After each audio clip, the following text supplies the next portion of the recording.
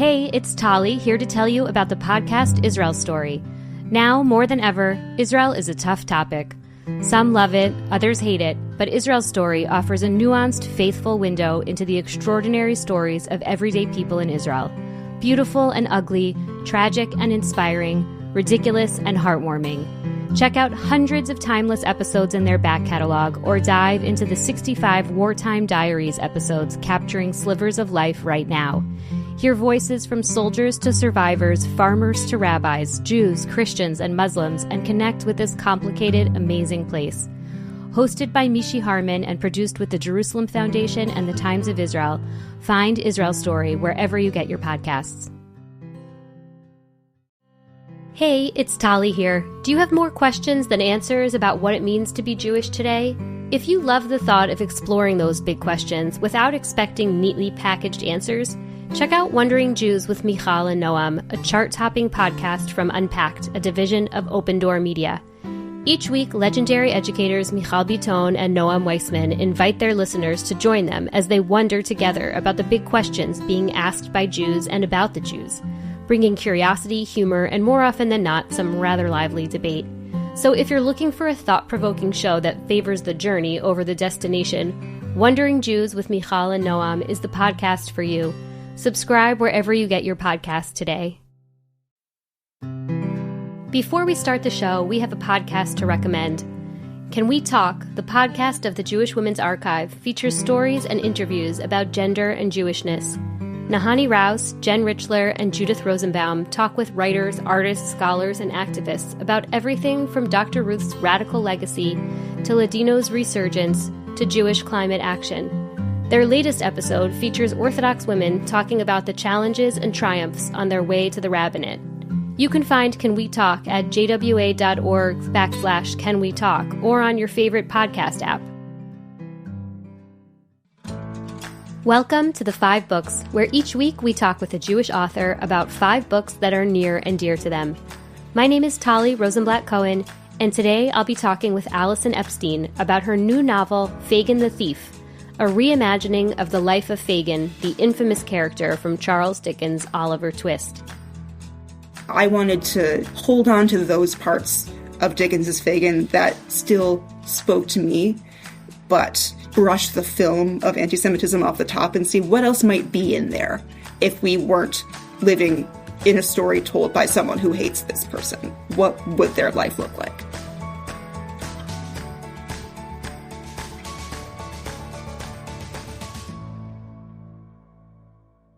Allison Epstein earned her MFA in fiction from Northwestern University and a BA in creative writing from the University of Michigan. She is the author of 3 historical novels, A Tip for the Hangman, Let the Dead Bury the Dead, and Fagin the Thief. In this episode, we discuss finding truth in horror fiction. I think there's a way to explore ideas in horror that's sometimes more difficult to achieve in a standard literary fiction novel. I think it comes at some of these really resonant, difficult topics, whether it's grief or its identity or its relationships. It comes at it in a way that's sort of sideways, but doesn't sacrifice any intensity for coming at it sideways. We'll also discuss why Allison decided to take on one of literature's most notoriously anti-Semitic characters. As the world around me started to feel less welcoming to Jewish people, I think out of a sense of almost spite, I started to make my books more and more Jewish until I ended up, well, let's just really go for it this time and let's write the Fagin book I've always wanted and let's own that. In a time and place like this, it just felt like that's the kind of book that could be useful. All that and more coming up next. Welcome to The 5 Books, Allison.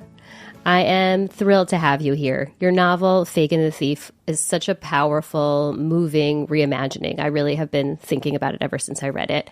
And you took a figure who has long been flattened into a harmful caricature, and you gave him not just depth, but dignity and heartbreak and humanity.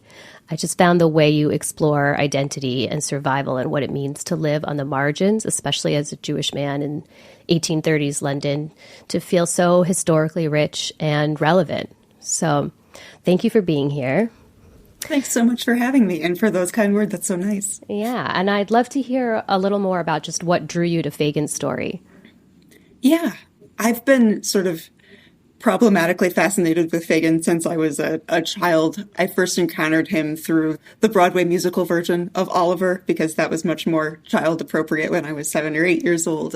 My grandmother had a cassette tape that she would play around the house whenever we were visiting. So I always had the character of Fagin in the back of my mind, sort of as this lovable, rascally uncle, which is how he comes across in that show. And I just really locked onto him. And then as I got old enough to read Dickens and picked up Oliver Twist, I remember feeling just a little bit angry and betrayed at how flat and upsetting almost the portrayal of Fagin in Dickens was. And it felt like this is a character that I've identified with for a long time, and this is not the story that he deserves. But there was still something in that character of Fagin, even in Dickens's highly two-dimensional portrayal of it, that still kind of caught my attention, and I didn't want to give up on him. So I think I've been threatening to myself to write this book for many, many years, just to give Fagin the story that I felt he should have had and didn't. Book 1, A Jewish Book from Childhood, The Carp in the Bathtub by Barbara Cohen. I'm from a mixed faith family, so my dad's side of the family is Jewish and my mom's side of the family is Catholic. And so we sort of had a split identity in that way, but we would always do Passover and other holidays with my grandmother who lived in Flint, Michigan. And so this was a story that she would bring out for us when we were small. It was one of the first Jewish stories that I could remember. When you said a book that was formative to my young Jewish experience, I was like, remember that upsetting book about the fish in the bathtub? And I had to figure out what it was because it really left an impression on me as a child. So for those of us or who are listening who don't know what the story is, can you give us what you remember of the plot? Yeah, it's a family living in a New York apartment building getting ready for Passover, 2 kids and their parents. And the mom brings home a live carp from the grocery store and keeps it alive in the bathroom, in the bathtub, for going to make it later into gefilte fish for Passover. And the kids, of course, are horrified by this, and they're determined to find a way to save the carp and make it their pet. And I think I had blocked out the ending of this book when I went back to it. I was like, and surely they saved the carp and it was their best friend forever. And that is not what happened in the book. It goes exactly into the gefilte fish you expect it would be. And it's sort of a lesson about you can't always get what you want in life. And I really apparently didn't remember that part until I looked it up for this podcast. I don't think I remembered that part either. I remember having visions of like all these bathtubs filled with fish, which was just such a horrifying thought to me as a child. Yeah, for me, it always seemed like something that was very likely to happen because my older sister was the kind of kid who would find a duck in the yard and bring it in and have a little house in a shoebox. So if she ever did happen to find a carp at a grocery store, I was just thinking, yeah, we would keep that in the bathroom for several weeks and until my parents had to figure out what to do with it. Yeah, for sure. And so what was it like for you growing up in a mixed faith household? I mean, it's the only upbringing that I've ever really known, so it felt very normal to me. It was interesting to me in that the Jewish part of my upbringing always felt like the part that was more interesting to people and the part that was surprising to people. I grew up in a Midwestern town in Michigan where I like to say there were 2.5 Jewish families in my high school, and I was the half. So it was always, you're called on to explain things, and you're the only one who's ever experienced a religion that's not Christianity. That was very common in middle school and high school for me. I think I was lucky in a lot of ways that the Jewish part of my identity was treated sort of as a point of interest rather than a point of difference. I didn't know that I necessarily wanted to be a spokesperson for an entire faith and culture, but it was also something that I was proud of in a way. I didn't want that to be erased and say, no, I'm only half Jewish, it doesn't count. It was always, yes, that's part of me as well. And if the only way I can show that to folks is to answer all of your questions every time Hanukkah comes around, sure, I will do that. Mm-hmm.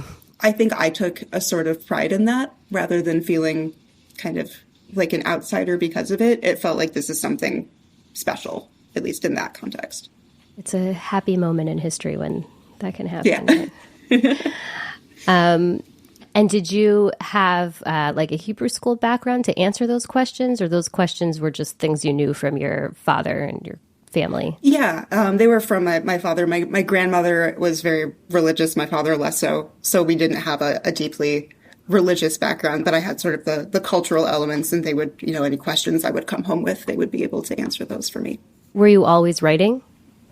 Yes, I was writing since the first grade, when I made all of my friends sit around and read the terrible stories that I came up with during class. That's the only thing I've ever wanted to do. So. And you mentioned you saw the Broadway version of Oliver Twist as a kid. Did you relate to Fagin being Jewish at that time? I remember being aware. I don't remember it being necessarily a big deal. And I've thought about this a lot afterward. I think I must have been told Fagin is a Jewish character in Oliver Twist, because in the Broadway production, it's really, really de-emphasized. I don't think it's ever explicitly mentioned in the script of the show at all, and it's sort of only alluded to by bringing out some classic klezmer instruments for a few songs. It's really, really very muted. But I always remember thinking Fagin that's one of my characters. He belongs with me, and I felt sort of protective of him since that first show. The other Jewish characters I remember best were the Rugrats from the Nickelodeon cartoon, which is maybe not a very highbrow answer, but it's a very true answer. That was a mixed faith family as well. And I remember growing up thinking, that's how I would explain it to people. The Rugrats, that's kind of sort of how it was. I'm so glad the Rugrats existed for you. I know, me too. That's great. That's great. Well, The Carp in the Bathtub is such an iconic, fun book, so I'm glad that you brought it up for us. I also learned, looking back up for this podcast, they make merch. You can buy a hat with a little carp in a bathtub on it, and I'm extremely tempted to go get one after this. So. What's causing the rise in book banning? On my podcast, Velshi Banned Book Club, I speak with authors of banned books to try and find out. I think what they're really objecting to is that a young person has perceived the hypocrisy and corruption of the generation that has created their world. This book saved me in a lot of ways, and then I published it hoping to help people find a blueprint to heal. Season 2 of Velshi Banned Book Club. All episodes available now. Look, it's a tough task to approach big questions with humility and a bit of humor. So if you're looking for a companion to the 5 books, you should also check out No Small Endeavor, the award-winning podcast from our friends at Great Feeling Studios and PRX. Hosted by Professor Lee C. Camp, the No Small Endeavor podcast thoughtfully merges the world of theology with arts, society, and politics to ask the question, how can we live a good life while nourishing the soul?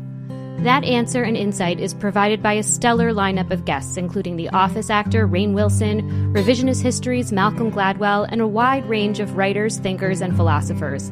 If you're looking for a place to start, check out their episode with Rabbi Shai Held, author of the book Judaism is About Love, Recovering the Heart of Jewish Life, about engaging the messiness and joy of life with honesty. You can find No Small Endeavor on Apple Podcasts, Spotify, or wherever you get your podcasts.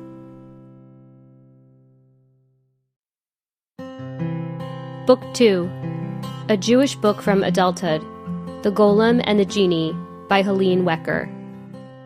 This book came out, I think, 10, 15 years ago. It's a historical fantasy set in early 1900s New York City, sort of an immigrant story. And it tells the story of a golem named Chava who finds herself in New York City, sort of coming to terms with her own identity as a not fully human creature in a world where magic is real but not common.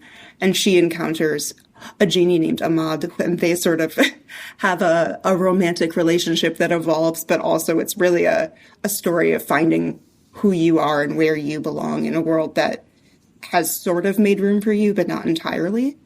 I was a very passionate fantasy reader as a child. That was really how I found my way into books from the beginning. And this was the first fantasy novel I remember reading that had a Jewish character in it. And that just really felt exciting to me. And it's what drew me to the book in the first place. And then I sort of lost myself in the story of it. And I was just delighted to find this corner of a world I had enjoyed for so long that felt like, here is a place for you. You can come in this door. I've read that Wecker wanted to tell a story blending Jewish and Arabic cultures, and she's Jewish and her husband is Syrian. So it's interesting that you were also drawn to this story of blending identities. Yeah, there's something really beautiful about the way that this book handles love across difference. I think I didn't really put that together until you brought it up. I feel like we're drawn to what we're drawn to, and then the more we think about it, the more we realize, oh no, it all does come back around. But yeah, the way that they're able to find common ground in who they are and what they believe is really lovely, in addition to just a really exciting, wonderful story. Yeah. And also in your other books, you've woven in queer love stories. You got it, historical fiction, Jewish characters, you're weaving it all in. Was this a book that kind of inspired you to talk about Jewish stories? I think what it did is it gave me permission. And I don't know that I needed permission necessarily, but I think I hadn't seen it done before. And so it didn't occur to me that this is an aspect of me that should be able to be in these sort of stories. I mean, historical fiction especially has, up until the last 10 years or so, it's been very male-dominated because that's the way that history has been told. It's been very Christian-dominated because that's the story that tends to get written in history books. And so I was always interested in the past, but I didn't necessarily see stories that looked like me in those novels. And The Golem and the Jinni is one that does look like me in a way that I think made me take a step back and think, why am I writing stories about other people? I could be writing stories that feel closer to home.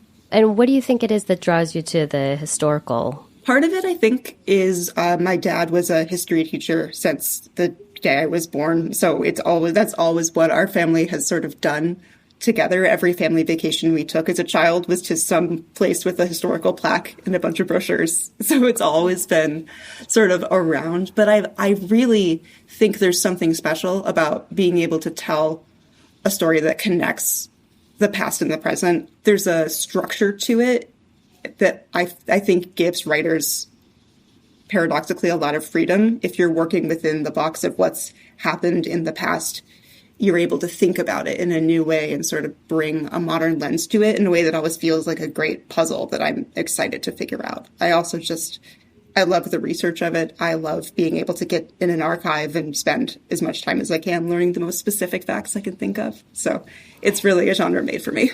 Yeah, especially because, you do have characters in your books that are either real life characters or existing fictional characters. Does that feel like a constraint, or does that feel like it gives you, I don't know, like some kind of framework to start with? It's felt like both. I've loved having sort of a jumping off place, and sometimes that can help force creativity in a way because there's not the whole world to explore and there's sort of a box that I want to stay in. So what's the most exciting thing I can do within that box?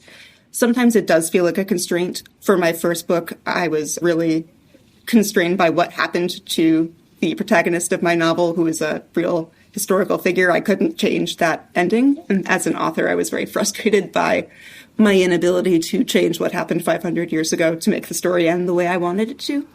But I think a lot of times I like playing within a set of rules to see where I can bend them and where I can break them. Mm-hmm. Is that why for your second book you... Yes. Yes.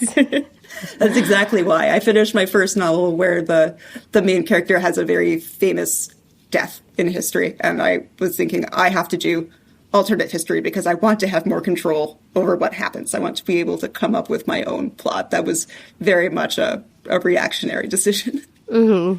And then you went back to Fagin.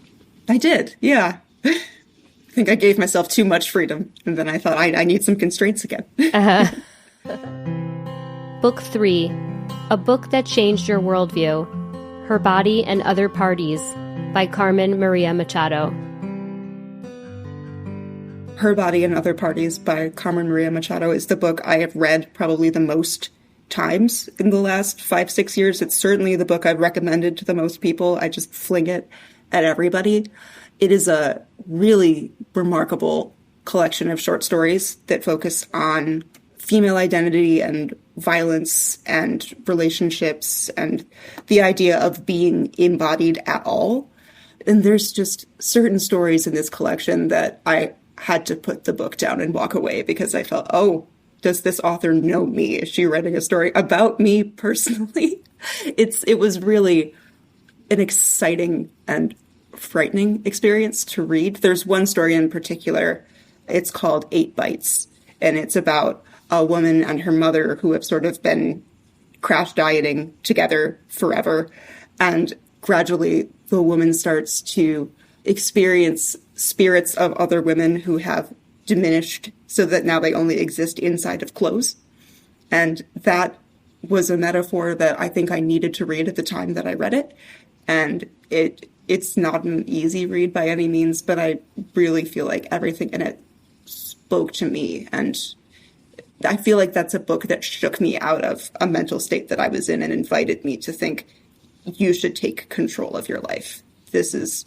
You should be the one who's deciding where you go next, if that makes sense. Because of this idea of women kind of making themselves smaller.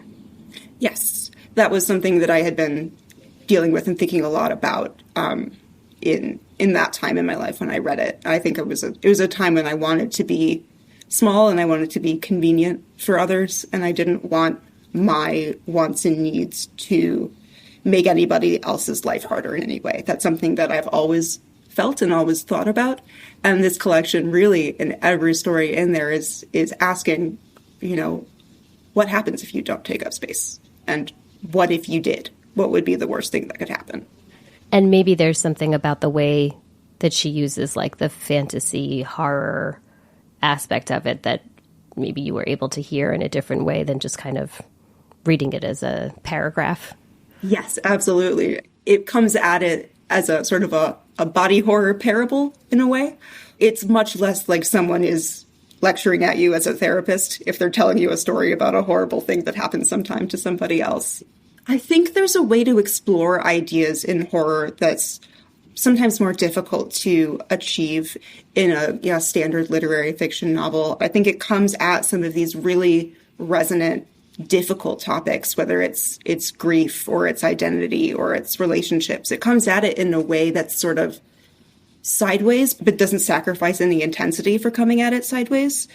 And I think there's something in that I find really satisfying as a reader when it's well done. It's an entertaining story. It grabs you the way that, a good television show would. It is popcorn entertainment in some ways, but it's popcorn entertainment in a way that makes you tackle some of the really deep, really upsetting parts of being alive. And I think it's a really impressive balance when it's done well. Yeah. It's interesting that you say it's sideways, because in some ways, the story that you're talking about, 8 Bites, it's coming at it so directly. It's like such an explicit way of getting to the heart of the issue that maybe in a totally realistic world, you don't get there as quickly. Right? That's true. It is a very direct metaphor, but it still is a metaphor in some way. It's not a person who's, checking into a hospital for eating disorder therapy. That, I think if I read that story, I would say that I don't want to read that. That is not me. That's not for me. It's a direct metaphor, but it is still, this is fiction. This is imagination. And I think it has that one step back from reality that makes it a little bit easier to sink into if it's something that you're resisting. Yeah, that makes sense. And so you've gone back to this book and read it many times. Oh, so many times. Yes. I wrote a very passionate paper about it in grad school, which I don't think my professor was ready for. Why wasn't he? What was it about that he wasn't ready for? Oh, I think the page count was supposed to be 6 pages, and I think I handed them 25. Oh. I had a lot to say. You had a lot to say. Book 4, the book you're reading now, Hungerstone by Kat Dunn. As a wonderful little segue from our horror conversation, the book that I just finished last night is called Hungerstone by Kat Dunn, and it is a retelling of the vampire story Carmilla. So it's a historical horror set sort of in the late 1870s about a woman trapped in a sort of unemotional marriage where her job is to be the keeper of the house and the representative of the family in society, and they find a mysterious woman on the moors who starts to teach her how to want things again. So really, I'm outing myself as having a theme of books that I really enjoy. I see the thread all the way through, for sure. Yes, absolutely. And it's bloody and dark, but also liberating for the central character in there. I'm a big fan of a vampire story, so this was a delight for me when I found out that someone had retold Carmilla. This was one I put on my calendar and made sure I got out to the bookstore the day it came out so I could get my hands on this one. Book 5, the author's latest book, Fagin the Thief, by Allison Epstein. So maybe you could just start by giving us an overview of where you entered the story and kind of your framing thoughts of how you wanted to tell the story. Yeah, the entry point was something I wanted to be really deliberate about because so many people are familiar with the story of Oliver Twist, but I know not everybody is. I've had many people ask me, do I need to read Oliver Twist first before I pick up your book? And the answer is no, you do not. You'll get different things out of it if you do, but it's not required. So I wanted to make sure that I was giving readers, no matter what their background was, enough of a grounding in the Fagin from Dickens that we meet through Oliver Twist. And so Fagin the Thief starts in exactly the same place where we meet Fagin in Oliver Twist. It's Oliver sort of opening the door to Fagin's house and seeing him sort of crouched over the fire, cooking sausages with the poker, introducing the Artful Dodger. It's really the same actions in the same place. And that I wanted to then sort of branch out from that entry point and think, okay, how does a person end up in a place like that? What is the story behind that moment that we're also familiar with? So chapter 2 immediately sweeps us back into Fagin's childhood. We go back about 45 years when he's 6 years old, and we sort of meet the community that over the course of the novel will bring him back to the present moment. And for those who maybe don't know as much about Fagin and how he's depicted in Oliver Twist, can you give us sort of the background of that? Yes. I like to say that Fagin is one of the two classic anti-Semitic stereotypes in English literature. I think you get Shylock from The Merchant of Venice and you get Fagin from Oliver Twist. He is referred to as the Jew instead of his name, I think 340 times in the novel, and he's portrayed as one of the three central villains of that book. His deal is he brings in orphans off the street and teaches them how to steal, and then sort of takes most of the money that they steal for him, and that's how he makes his living. So he's this sort of conniving, spooky figure behind the scenes of Oliver in his story. He's the one who sort of entraps him in a life of crime. And all of the caricatures, right? Like he's ugly and he has the nose and... He has the nose, the matted red hair. He speaks in this sort of slippery way. He's always lurking in the shadows. I think there's one aside where a character wonders, did you have any parents or did you just spawn straight from the devil? It's really not very subtle. And what did you make of that? Or what were you trying to sort of amend in retelling it? Yeah, I mean, the idea of writing Fagin the Thief was not to rehabilitate Fagin into the hero of his own story. That wasn't the project that I was interested in. What I wanted to do is understand how a person might end up in the situation that Dickens paints for Fagin, and what sort of a person would that be?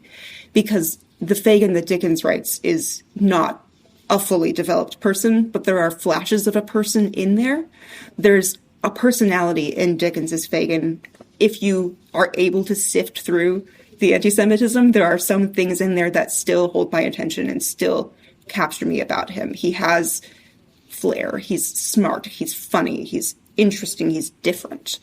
And I wanted to hold on to those parts of Dickens's Fagin that still spoke to me, but kind of brush the film of anti-Semitism off the top and see what else might be in there if we weren't living in a story told by someone who hates this person. What would their life look like? You don't erase the anti-Semitism around him. Right. Yeah. It's something that he certainly would have faced at that time, and my character still does encounter it. It's just not coming from the narrator's point of view. It's the world of the story. It's not the person in the story. Yeah. I mean, the history of the aftermath of Dickens's and the anti-Semitism there is pretty fascinating. I wondered if it was something you could share a little bit with us. Yeah, it is really interesting. It's such a rare anecdote, I think, in literary history where we actually get sort of a coda to the problem. So Dickens published Oliver Twist serially throughout the 1830s, and at the time the novel was fully released, he received a letter from a Jewish woman living in London at the time who kind of called him out for his anti-Semitism in Oliver Twist. She wrote, Dickens, you are this wonderful philanthropist who's calling for empathy for everybody, no matter their social class, no matter their background. And yet you have no sympathy in your heart for this Jewish character you've created and treated as a monster. Why is that? And she sort of asked him to his face, is that what you want to do? And Dickens didn't reply right away. I think he had some soul searching to do first. But the next time you see Dickens write a Jewish character, it's in Our Mutual Friend, which we can talk about the quality of that book all we want. But the character of Mr. Raya in that novel he's the anti-Fagin. He is the humble, wonderful, lovely man who his only purpose in that book is to help others and be kind. And it's sort of remarkable to see Dickens sort of backtracking. He never issues an apology for Fagin. He never, revises the novel to change the way that Fagin was portrayed. But the next time he has an opportunity to write a Jewish character, you can tell he's being really intentional. I'm not going to do it the way I did it last time. Didn't he excise some of the Jewish the references to in the later chapters? He did. Or something? Yes. I have strong feelings about that as well, because what Dickens did in revisions of the novel is he just removed, I think, 200 instances of the word Jew from Oliver Twist.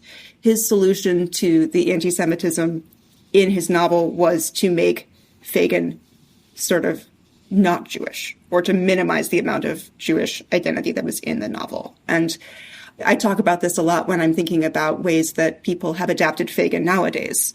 I think that's also what I tend to see people do, is they want to keep the interesting parts of Fagin. They want to keep that charismatic rascal who's, leading children into a life of crime. They're compelled by that character. But in order to have that kind of interesting character, they mute the Jewishness of his character, to the point where I've had people come to events that I've done around Fagin the Thief, and they've told me, my experience with Oliver Twist was through a movie or the stage show or some sort of adaptation, and until I read your book, I didn't know Fagin was Jewish. So I find that frustrating. I would love for Fagin to be able to be interesting and compelling and exciting and Jewish at the same time without being devolved into stereotype. And so that's what I'm hoping to do in my novel. Yeah, and you certainly did in his childhood, and you show his education and what that looked like in his life, and how that got him into trouble. I wondered if you could talk about that scene actually with his mother and the rabbi's wife. Yeah, I wanted to think about what Fagin might be like in the context of a Jewish community, because in Oliver Twist, he is the Jew singular. There is no world in which he makes sense in that novel. And so I had to imagine for him a world in which being Jewish was not remarkable. That's, it's just part of who everyone in that community was. And then I had to take another step back and think, okay, how would this particular person interact with a community of other Jewish people? And it seemed very obvious to me very quickly that this is not a particularly devout Jew. This is not a person who holds that part of his identity in any particular reverence. And so I sort of wanted to place him sort of in conversation with authority very early. There's a scene where Fagin is with his mother and the rabbi's wife very early in the book, and the rabbi's wife makes sort of a disparaging comment about Fagin's mother, and he pretends to be possessed and starts sort of spouting false religious texts at her just to get her to leave. And that seemed like the kind of Jewish person that Fagin would end up being. He is enmeshed in this culture, but he is not how I've often seen Fagin portrayed in other adaptations, which is a very devout, religious Jew who's just trying to do the right thing. That's not who he is. He is a problem, and I wanted him to be a problem sort of from the beginning. Mm-hmm. And interestingly, you set it up that his father has also been sent to the gallows as a thief. Yes. And his mother really wants to keep him away from that life. And he has this very close and warm relationship with his mom. Yes, that's sort of the one place in the novel where he was able to feel safe was with her, because his mother understood him in a way that most of the rest of the world didn't. They saw him as a problem or an outsider or a troublemaker, and his mother saw him as, that's my kid. That's the way that he is, and I love him for that. Of course, you know, she's also very aware of the world that he's living in and the kinds of futures that are possible for him in it. She saw what happened to his father and is, of course, trying to steer him away from having a similar fate himself. But there are only so many paths forward for someone like Fagin in a world like this. And, you know, despite her best efforts, there's sort of only one way for him to go. Mm-hmm. And in playing with that, in his relationship with his mother, you know, you see that he's able to care and truly, genuinely care for these other boys because of the care that he received. So it's that mix of the self-interest and the care, I think, that really makes him so interesting.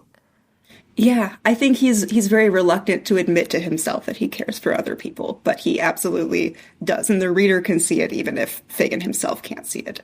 He's very quick to dismiss any accusations of, are you doing this out of the goodness of your heart, with, no, I'm doing it because it serves me, because if I take in these children, they'll be able to help me make a living. But there is throughout a sort of pull to give others the sort of care that he, for a short time, received and then wasn't able to going forward. Yeah. And you talk about in the author's note, the reason why you gave him the name Jacob as his first name. I wondered if you could tell us a bit about that. Yeah, that was a challenge I had right away, because Dickens does not give Fagin a first name. He's just Mr. Fagin. And so I had to think, what kind of a first name actually fits? The reason that his mother gives for his name being Jacob in the novel is he was the cleverest of the patriarchs. He's a trickster. And in a lot of ways, that's the kind of energy that my Fagin is bringing to the world. He's very smart to his own detriment, and he can use others for his own benefit in a way that, you know, maybe you would judge is not necessarily the best way to do, but it does move him forward in his life. And after I had come to that decision, it occurred to me, oh, didn't Jacob have 12 sons? Doesn't he have all of these children sort of following him around? And then, of course, that's sort of how Fagin goes through the world, and that's how we know him from Dickens, is this father figure to all of these children who just look up to him as sort of the founder of the world that they live in now. So with those two things together, it just felt right for him. Mm-hmm. And you talked about in the beginning how you saw the play and then kind of had it in your head for a long time. What do you think was it that made you really want to go back to this? That's a really good question, because I do feel like it's been in the back of my mind for a long time. And I have noticed that Fagin the Thief is my third novel, and they've all gotten more Jewish as they've gone along. My first novel was focused on sort of a Catholic-Protestant schism, so that was very unrelated. And then I wrote a Jewish character in my second novel, and I think as the world around me started to feel less welcoming to Jewish people, I think out of a sense of almost spite, I started to make my books more and more Jewish until I ended up, well, let's just really go for it this time, and let's write the Fagin book I've always wanted, and let's own that. In a time and place like this, it just felt like that's the kind of book that could be useful right now. And what about it feels useful right now? I think we're living in a time where people are very quick to take one aspect about you and use that to leap to any number of conclusions about how you believe and what you think and what you value. I've certainly experienced that to some degree in the past few years. And what I wanted Fagin the Thief to encourage people to do is to think beyond what Dickens does when he calls Fagin the Jew and expects you to then be able to project an entire personality and value system onto that character.